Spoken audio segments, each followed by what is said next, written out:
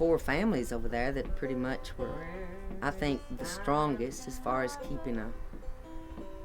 keeping traditions going that had been passed down through families, even right unto canning kraut and how to build a log cabin. You know, they were the Rays, R-A-Ys, the Nortons, the Chandlers, and the Wallins, W-A-L-L-I-N. Now, the Wallins were an interesting bunch.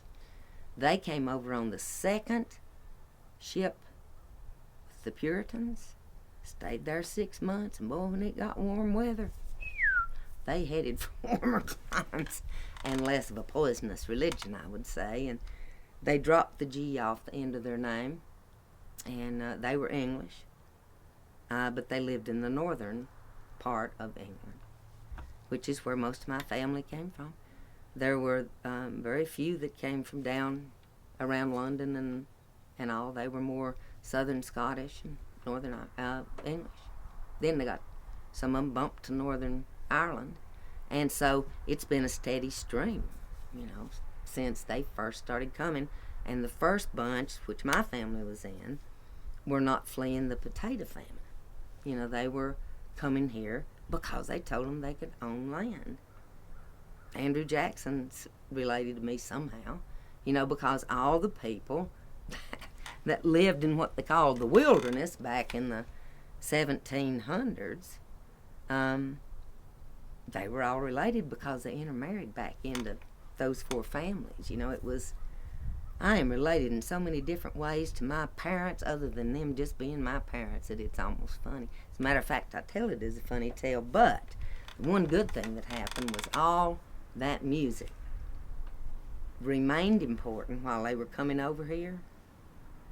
And I imagine them kind of sowing those songs into their heart, like they sowed the seeds to those flowers in the hems around their, you know, arms and in their dresses, and around the hems and waist of their dresses. They actually sowed seeds because their husband said, we ain't taking up room in a box to put a bunch of seeds.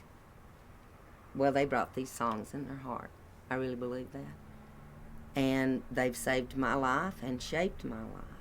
If you sat down on a porch in Sodom, and it was anywhere between May and, say, October, you got a dishpan or something set in your lap with either a cutting knife or you were expected to string that pot of beans, or if they were working in the garden, you went out into the garden and they'd sing with you in the garden.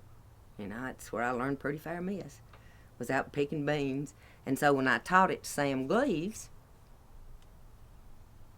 made him go into the garden with me, and we sang in the garden, you know, because it was just a sweet thing. First song I remember hearing was, I was 5 years old. It was Dillard Chandler. That was the first person I heard sing a ballad, and it must have been in early June, because they were sticky, but they hadn't been cut into tobacco. My guess is they were topping or suckering. And they were all worn out, you know, sitting there at about dark. And Dillard started singing. And I can remember, as a kid, the cold chills breaking out and me thinking, oh, I want to do that. I want to do that. How do I do that? So I started talking to Granny about it the next day.